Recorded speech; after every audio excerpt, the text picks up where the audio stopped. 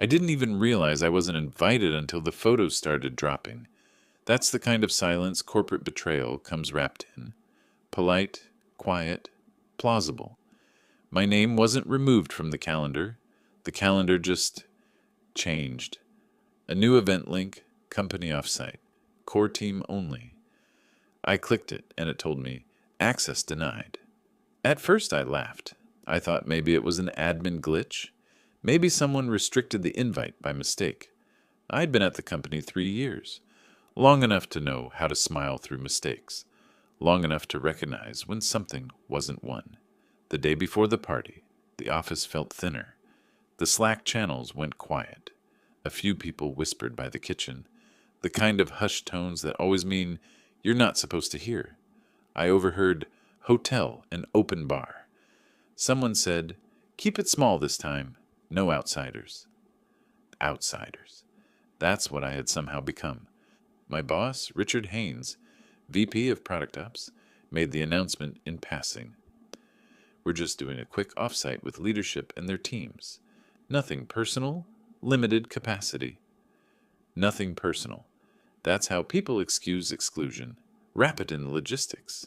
By 5 p.m., everyone had vanished early, clutching weekend bags, exchanging those conspiratorial smiles that make your chest tighten, even when you pretend not to care. I stayed behind, finished a report no one had asked for, and stared at the empty office through the glass. My monitor reflected the pale overhead light and my own face, expressionless. The way you look when you know exactly what's happening, but don't want to admit it. They didn't just forget me. They cut me out. It wasn't the first time Richard had drawn invisible circles inside our team. There were always the favorites, the ones who laughed at his dry jokes, who stayed late not to work, but to orbit around his attention. At the center of that orbit lately was Claire, the new assistant. 24. Bright, polite, the kind of nervous energy that makes executives feel powerful. She'd joined 2 months ago, and within 2 weeks, she was already running point on things outside her role. I didn't blame her. She was playing a game he'd designed. That night, I poured a drink and scrolled through Slack. The offsite updates channel had gone private. My name no longer appeared in the participants list. In our group chat, messages blinked. Headed to the lake. Can't wait to unplug LOL. Then silence. Around 10 p.m., my phone buzzed. A message from Sarah, one of the analysts who'd always seemed torn between the inner circle and the rest of us. It was just a link. Instagram story. 2 hours ago.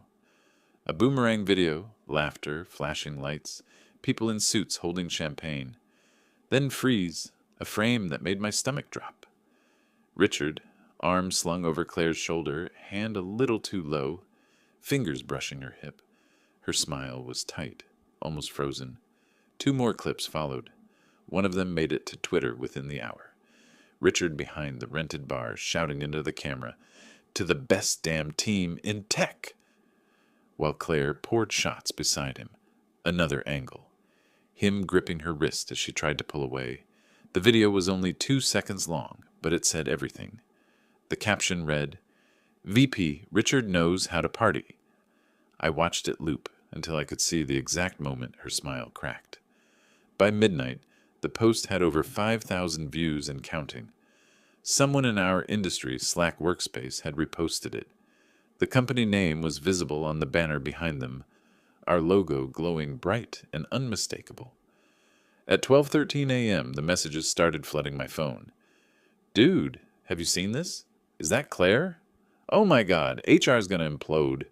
I didn't reply. I was too busy saving everything. Screenshots, timestamps, usernames, not because I planned to leak them further, but because I'd learned something in corporate life. People rewrite history overnight. Evidence evaporates. Stories shift. I wasn't about to let that happen. I found myself opening the company's internal ethics line page, something I'd never even clicked before. Anonymous reporting portal. It asked for details, attachments, contact info, optional. I closed it again. Not yet. The next morning, the office Slack was a digital graveyard. Messages disappeared. Off-site updates was gone. Dix General had been locked by admin. The only post left was from HR. Reminder: please be respectful and avoid spreading unverified information online. Our company culture values integrity.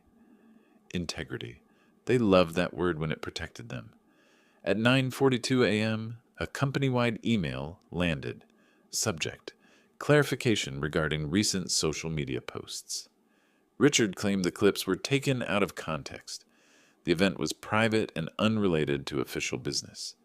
He ended with, "We expect our team to focus on work and avoid distractions that harm morale."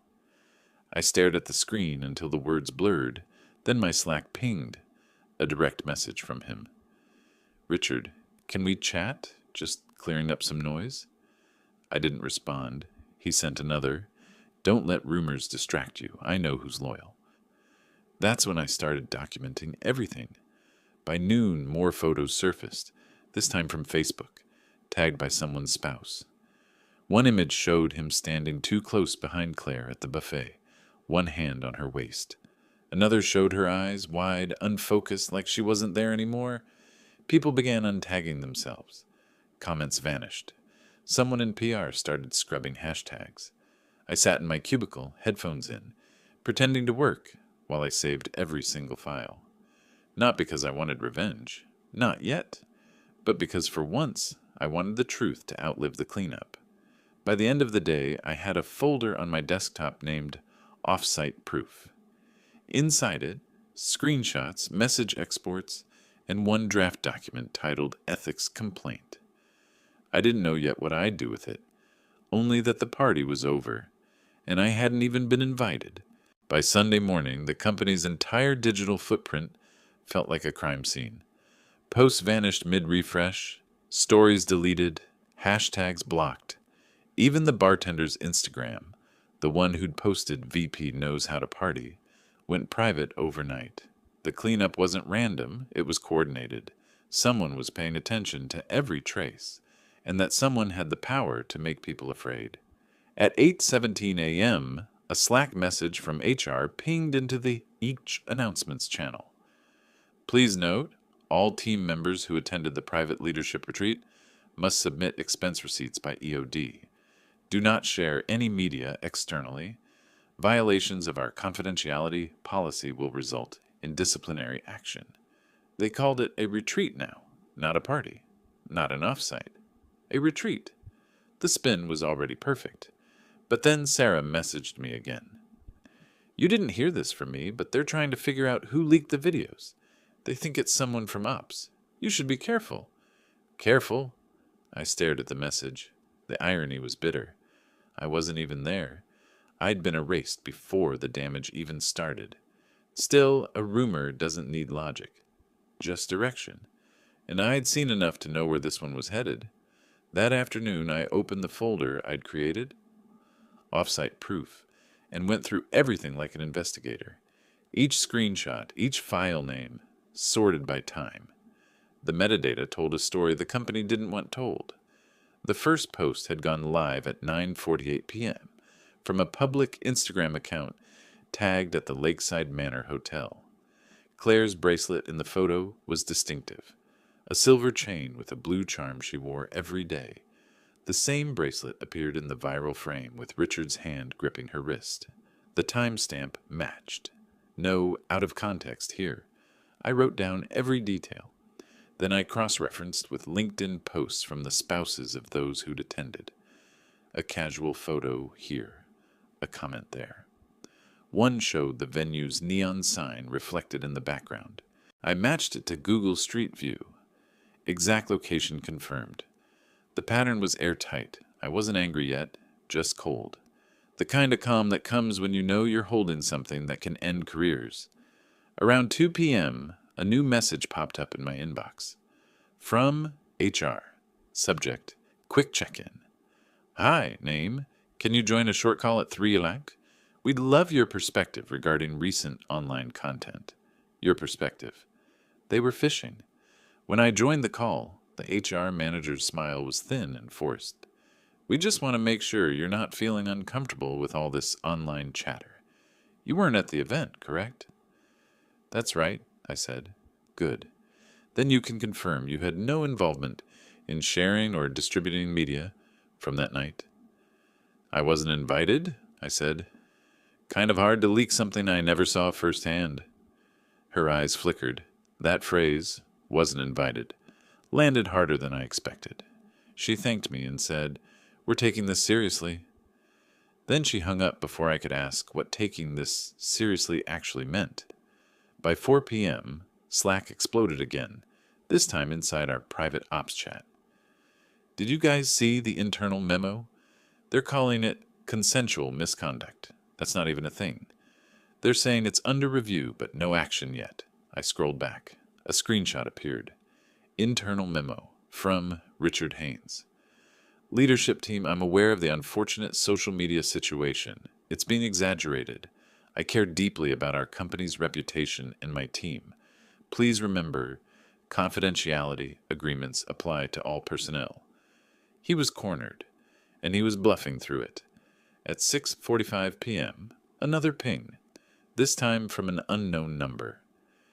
You think you're clever? You've been stirring things up. Maybe stop before you hurt yourself.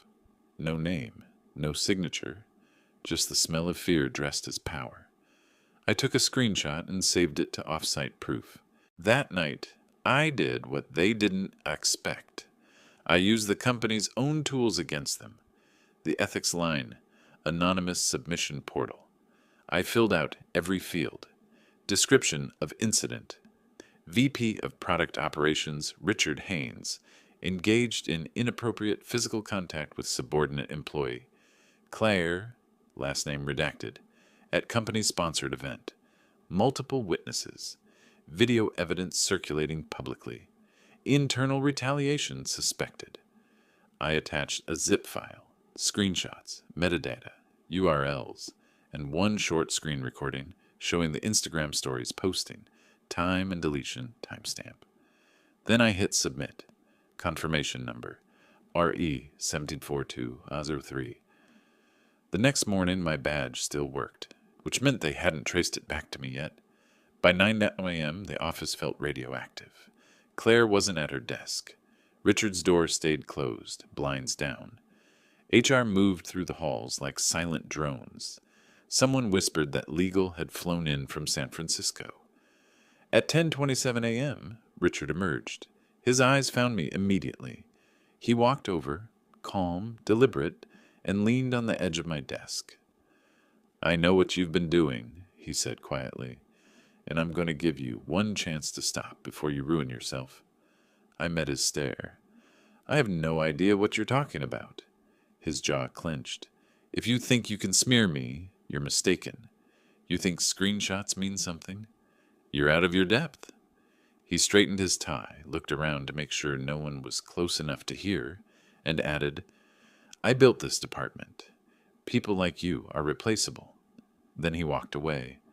The moment he did, I opened a new document and wrote down every word. By noon, another memo hit inboxes. Effective immediately, all internal communication channels are under monitoring. Please refrain from discussing sensitive matters outside designated HR channels. Translation, they were panicking. I took an early lunch, sat in my car, and called. The ethics line number printed on the confirmation email. A robotic voice answered, "Case number E1742003 is currently under active review." Under review. When I got back, Sarah was waiting near the elevators. Her face was pale. "Claire's in with legal," she whispered. She was crying. That was when the anger finally cracked through the calm. It wasn't about me anymore. It was about the look in her eyes in those photos, the kind of look that doesn't lie.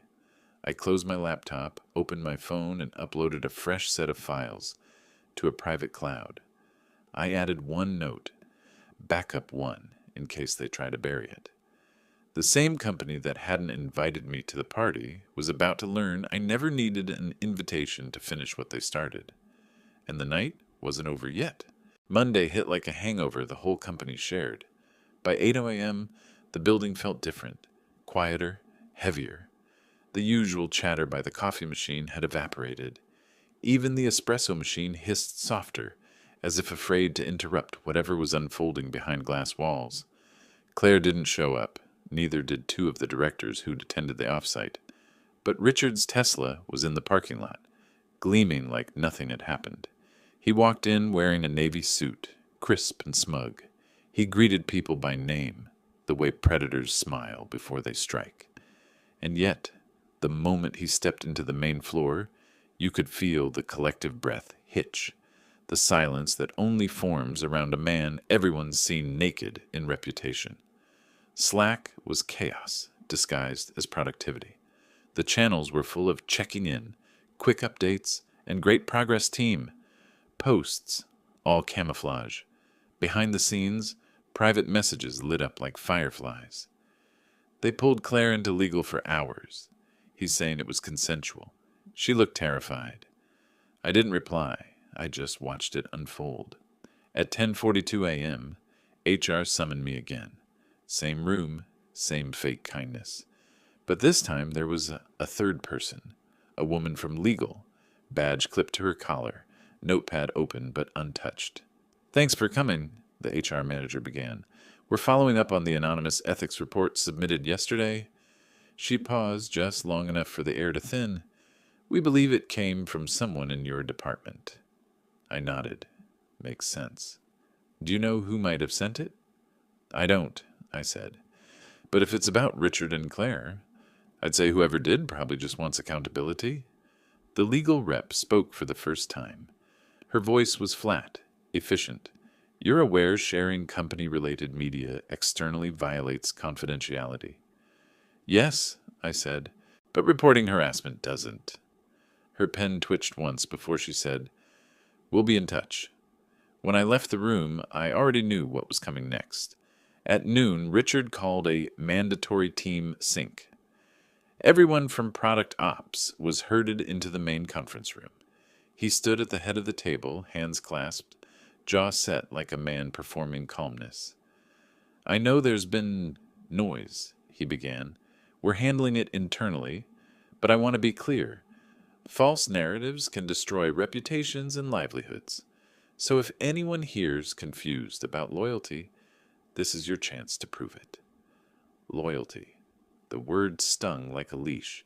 He went around the table, asking each person to reaffirm their commitment to professionalism. When he got to me, he paused just a little too long. "You good, partner?" he asked, voice low, almost friendly. "Always," I said. "Integrity's everything, right?" Something flickered in his eyes. He smiled without warmth. "Exactly." That night, the ethics line portal updated my case. Status: active investigation. External consultant assigned. External. That one word meant it had reached beyond HR. It meant the board was involved. The next morning, the dam broke. A leaked internal memo, ironic, given the circumstances, hit my inbox from an unknown sender. It was a forwarded email from the Chief Compliance Officer to the General Counsel. Subject line: urgent. Allegations against VP Haynes. Multiple sources. Attached were snippets from employee testimonies. One described unwanted touching and verbal coercion. Another mentioned previous incidents at last year's retreat. Claire's initials appeared twice. I sat back in my chair, heart thudding. They weren't just investigating. They were stacking evidence. At 3:17 p.m., Richard stormed through the floor like a man whose control was slipping. He slammed his office door so hard a picture frame tilted. Minutes later, the HR manager walked out of his office pale, clutching a folder to her chest. "Sarah DM'd me. He just accused you of leaking the videos." "Of course he did," I wrote back. "Legal's not buying it. They found metadata showing the first upload came from someone's spouse's phone, not internal." That was the first time I smiled in days. By evening, Claire returned. She looked like someone who hadn't slept in 48 hours. Eyes swollen, hands trembling slightly as she packed a small box of things from her desk. She didn't look at anyone. HR escorted her out through a side door. That night, I couldn't sleep. I replayed her expression from those photos, from the conference room, from today. Fear, exhaustion, shame that didn't belong to her. So I did what I should have done earlier. I opened my ethics line confirmation email and added a note to my case. If Claire, redacted, requires corroboration, I'm willing to provide detailed timeline and supporting evidence of prior misconduct patterns, including documented favoritism, exclusion, and retaliation. I hit Submit Update. The next morning, something changed. Richard's parking spot, always occupied by that spotless Tesla, was empty. His nameplate still hung on the glass, but his office light stayed dark. No one said anything out loud, but you could feel it, the shift, like a spell had broken. At 11:10 a.m., HR sent another company-wide email. We are aware of unsubstantiated claims circulating internally. Please know we value transparency and are working with external partners to ensure fairness. But by afternoon, unsubstantiated turned into under investigation, and by sunset, whispers turned into facts. Claire had spoken, fully and on record. According to Sarah, Legal now had corroborated testimony, Slack message archives, and witness statements from 2 directors who'd seen everything, but were too afraid to speak until now. Richard's office was locked by 5:30 p.m. That night, I stayed late, not out of duty, but closure. The building was dark except for the security lights flickering across the lobby. I looked at my reflection in the glass. Same face, different weight. 3 days ago, I'd been invisible. Now, somehow, my silence had turned into the loudest sound in the building. I packed my things quietly and left one last note in my personal log. People don't bury truth, they compost it. It comes back stronger. Outside, the city hummed with traffic and streetlight reflections. My phone buzzed. A final message from an unknown number. Nice try. I smiled. Because by then I knew the investigation wasn't trying anymore. It was closing in. The investigation ended faster than anyone expected. By Wednesday morning, Richard's name was gone from the company directory. No announcement, no goodbye email, no thank you for your leadership. Just gone. The vacuum he left behind was louder than his voice had ever been. HR held a mandatory culture alignment meeting. That's what they called it. As if ethics were a software update you could just reinstall. We gathered in the open area, rows of faces pretending to look engaged. The HR director stood up front, clutching a tablet like a shield. As part of our commitment to transparency, leadership changes have been made. We're reaffirming our values of respect, trust, and accountability. No one clapped. No one spoke. Then she said it. Richard Haynes is no longer with the company. The words dropped like a stone. Some people exhaled. A few exchanged glances. I just sat still, watching her lips form the sentence everyone already knew. They never mentioned Claire, not by name, not by title, just a vague line about supporting impacted team members. But an hour later, a notice came through from HR's portal. Employee on leave, confidentiality protected. That was her. Paid leave, therapy, and a transfer offer, according to Sarah. She'd finally been believed. And Richard? Fired for cause, which meant no severance, no stock vesting, no golden parachute. Just a termination code that would follow him anywhere he tried to go next. By noon, legal scheduled one-on-one meetings with anyone who'd worked under him. I sat across from the external investigator, a woman in her 50s, calm, precise, no HR gloss. We traced your report, she said. Your submission was one of 3 that broke the case open. 3? She nodded. Yours had the evidence. The others had the experience. I didn't ask who the others were. I didn't need to. She closed her folder. Officially, you'll receive written acknowledgement for your contribution. Unofficially, don't come in tomorrow. I blinked. Am I being fired? No, she said. You're being protected. That night, I logged on to Slack for the last time. The Datage's offsite updates channel was back. Empty, Renamed Machish Team Memories. All posts scrubbed. The ghost of the past weekend reduced to digital static. The irony almost made me laugh. At 8:45 p.m., my phone buzzed with an email from HR. Subject: Employment Decision Options. Inside were 2 lines that said everything. Option 1: Remain with the company in an elevated position. Senior Operations Lead, salary adjusted plus retention bonus.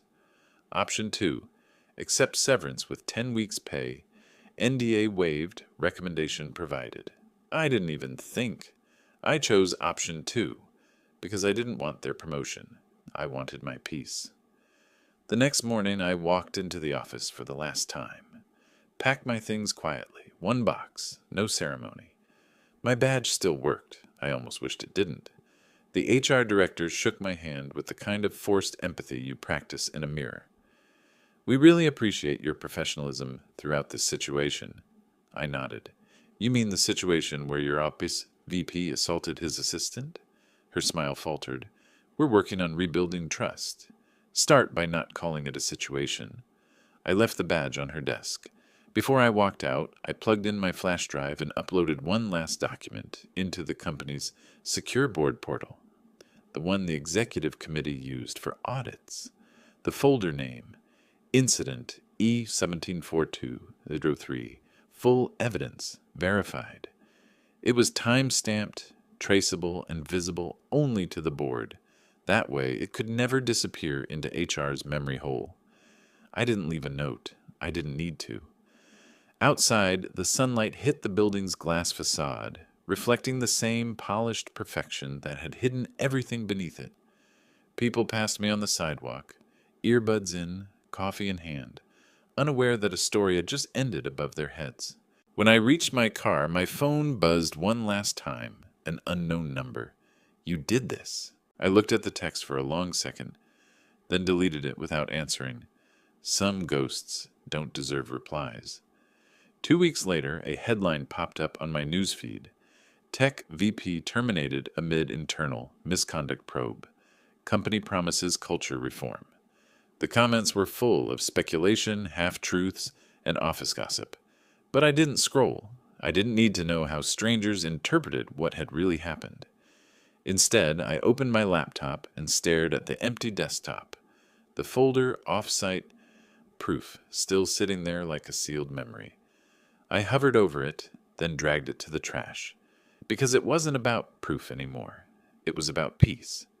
Somewhere in the noise of layoffs and promotions and public statements, people would forget my name. They'd move on, but that didn't matter. I hadn't been invited to the party. I hadn't raised my glass or smiled for their photos.